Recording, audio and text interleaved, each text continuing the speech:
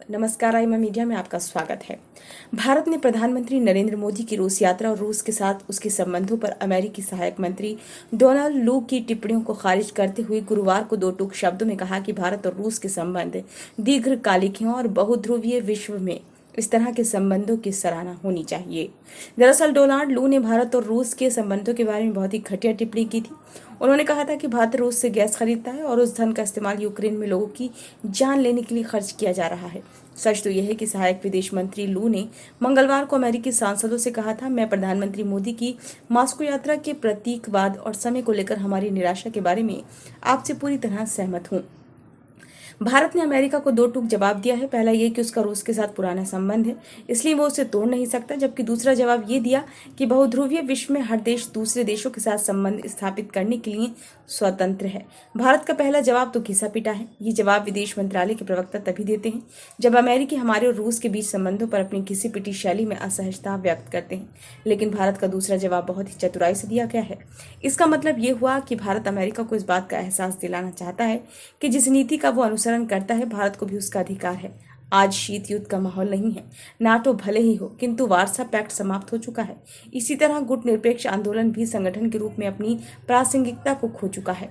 जब दो ध्रुवीय गुटबंदी रही ही नहीं तो गुटनिरपेक्ष का मतलब क्या है? गुटनिरपेक्षता का एक ऐसा आदर्शवादी शब्द बन गया था कि हर कोई खुद को गुटनिरपेक्ष बताता था। 1980 के दशक में वे देश भी इस संगठन में शामिल थे जो खुलेआम अमेरिका अथवा सोवियत संघ के पक्ष में विश्व मंच पर गोलबंदी करते थे। बहरहाल मुद्दे की बात तो यह है कि अब विश्व राजनीति बहुध्रुवीय हो चुकी है, इसलिए अमेरिका को अब पुरानी जिद छोड़नी चाहिए कि जो उसके साथ नहीं वो इसका दुश्मन है।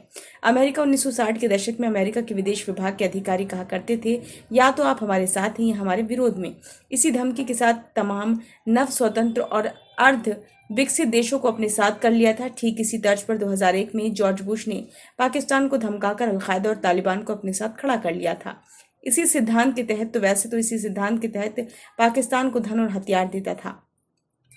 पाकिस्तान ने हर जंग भारत के खिलाफ लड़ी और वो भविष्य में भी भारत से लड़ने की तैयारी करता रहता है। अमेरिका इस सच्चाई को जानते हुए भी पाकिस्तान को घातक हथियार देता रहा। आज तो भारत ने अमेरिका के साथ तमाम सुरक्षा संबंधी समझौते कर रखे हैं। आखिर फिर क्यों नहीं वो पाकिस्तान से संबंध तोड़ने का साहस करता? आखिर बहुध्रुवीय विश्व के खुले विकल्पों का ही तो वो फायदा ले रहा है।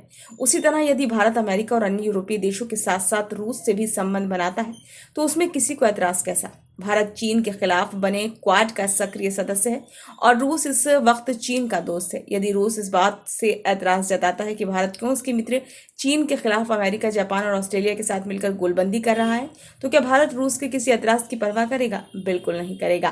कहने का सार यह है कि भारत ने अमेरिका को सटीक जवाब दिया है। अब जिद छोड़कर भारत के जवाब पर अमेरिका को विनम्रतापूर्वक मंथन करना चाहिए। ये वीडियो आपको कैसा लगा? यदि अच्छा लगा हो तो लाइक करें, कमेंट बॉक्स में अपने सुझाव दीजिए। आपने इस चैनल को अभी तक सब्सक्राइब नहीं किया है तो प्लीज़ कर लें।